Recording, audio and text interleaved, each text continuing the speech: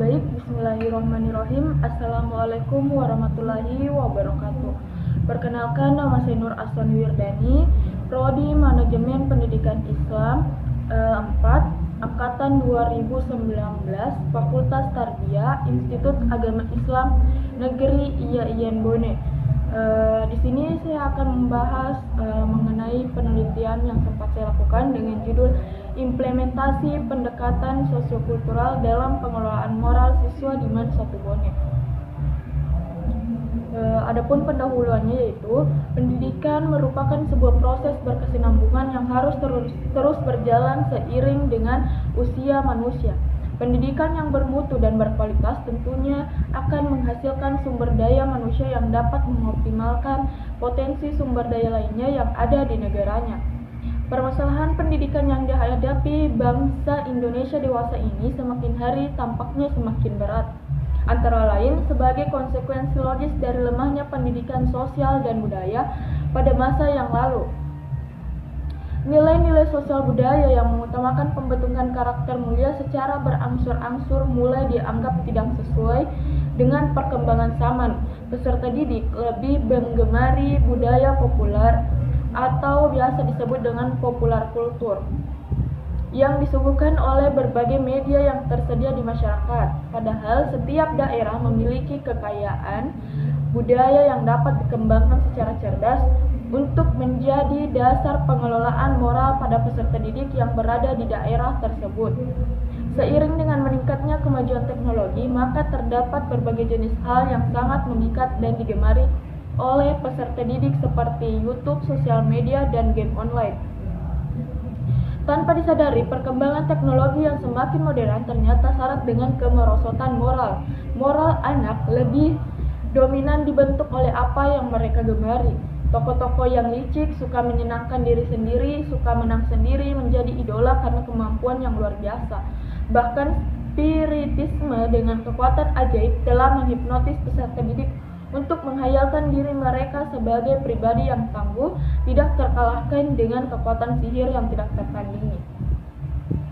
Berdasarkan observasi awal dari peneliti yang dilakukan di MAN 1 Bone, dikatakan bahwa implementasi pendekatan sosiokultural sudah terlaksana dengan baik. Namun di sisi lain juga terdapat kendala atau faktor dalam pelaksanaan implementasi pendekatan sosiokultural tersebut. Hal ini dilihat bahwa masih ada peserta didik yang tidak menerapkan drana kepatuhan terhadap norma ketertiban. Maka dari itu, berdasarkan latar belakang yang diuraikan bahwa untuk meningkatkan moral dan prestasi belajar siswa dibutuhkan guru yang mampu melakukan pendekatan sosial budaya agar tercipta siswa yang bermoral. Maka atas dasar itulah peneliti tertarik untuk mengadakan penelitian dan memilih judul implementasi pendekatan sosiokultural dalam pengelolaan moral siswa di Madrasah Aliyah Negeri 1 Bone. Adapun jenis penelitian yang digunakan dalam penelitian ini adalah penelitian kualitatif. Pendekatan penelitian yang dilakukan juga adalah pendekatan manajemen. Adapun teknik pengumpulan yang dilakukan adalah teknik pengumpulan data observasi, wawancara, dan juga dokumentasi. Adapun hasil dan pembahasan dari penelitian ini yaitu hasil penelitian ditemukan bahwa sekolah telah menerapkan pendekatan sosiokultural dalam pengelolaan moral siswa di Madrasah Aliyah Negeri 1 Bone, sebagaimana hasil wawancara diuraikan sebagai berikut. Yang pertama, berdasarkan hasil penelusuran, peneliti diketahui bahwa di Madrasah Aliyah Negeri 1 Bone menerapkan kebijakan dalam pengelolaan moral siswa. Adapun kebijakannya yaitu lebih ke tata tertib secara umum yang diterapkan oleh sekolah lain. Adapun kebijakan khusus di sekolah ini adalah perempuan harus mengeluarkan baju tidak ketat dan agak panjang karena labelnya memang madrasah.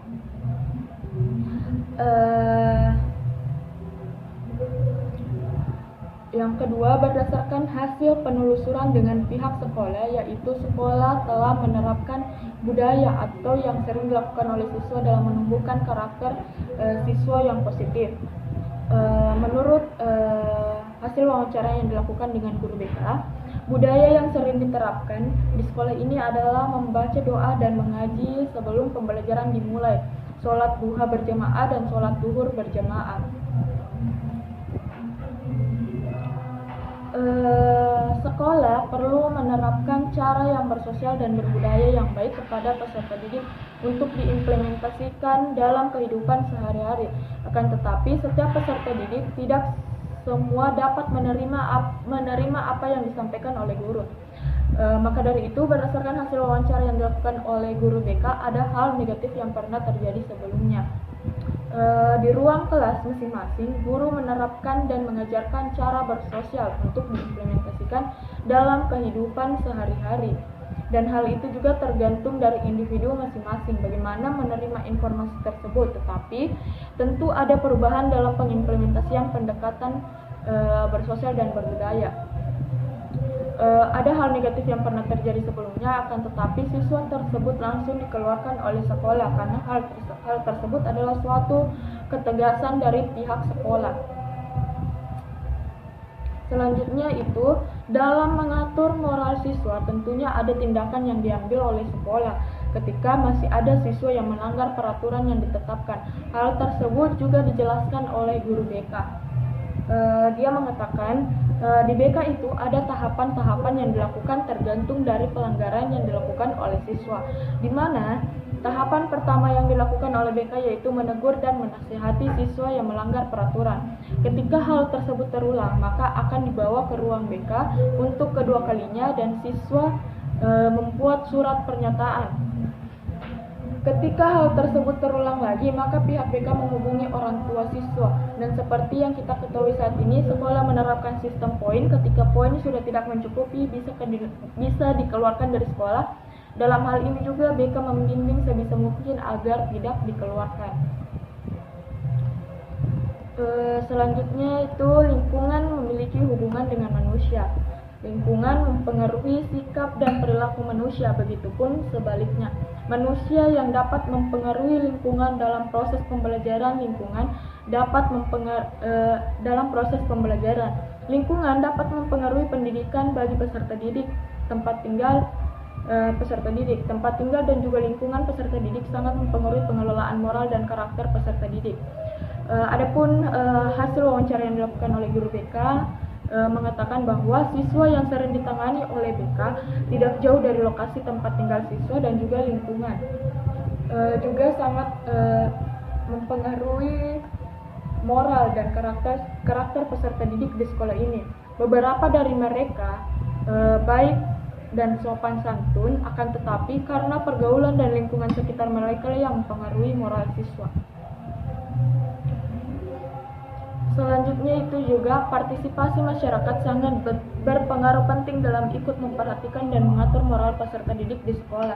Partisipasi masyarakat merupakan hak dan kewajiban seorang warga negara untuk memberikan kontribusinya kepada pencapaian tujuan sekolah. Berdasarkan hasil wawancara yang dilakukan oleh guru BK bahwa masyarakat aktif dalam mengatur moral siswa.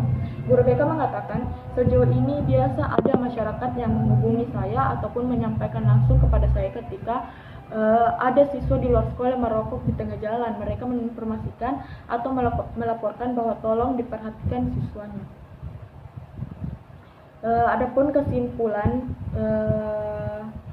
dan saran yaitu berdasarkan hasil temuan penelitian yang diperoleh dapat disimpulkan implementasi pendekatan sosiokultural dalam pengelolaan moral siswa di Madrasah Aliyah Negeri 1 Bonek.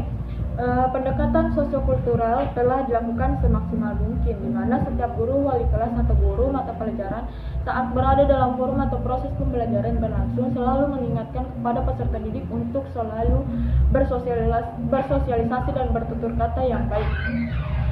Baik itu sesama teman, guru, dan juga orang lain. Sekolah juga menerapkan kebijakan khusus bagi para siswi Madrasah Aliyah Negeri 1 Bone, yaitu harus mengeluarkan baju dan tidak ketat. Ada pula yang menjadi budaya di sekolah ini untuk membentuk moral yang positif, yaitu membaca doa dan mengaji sebelum proses pembelajaran dimulai. Yang kedua yaitu melakukan sholat duha dan sholat zuhur secara berjamaah. Namun dalam pengelolaan moral tidak semua peserta didik dapat menangkap dan menerima ajaran ataupun arahan dari guru. Maka dari itu masih banyak siswa yang melakukan pelanggaran dan tidak mentaati kebijakan yang diterapkan oleh sekolah itu sendiri. Faktor tersebut bisa saja timbul dari lingkungan tempat tinggal ataupun pergaulan. Beberapa masalah yang sering terjadi yaitu siswa yang malas ke sekolah atau sering bolos. Adapun saran dari penulis yaitu sekolah tidak hanya mengajarkan anak untuk memiliki kecerdasan kognitif, tetapi mendidik anak agar lebih memiliki karakter konservasi yang baik. Proses pembelajaran di kelas diberi muatan sosial, kultural, dan kearifan lokal.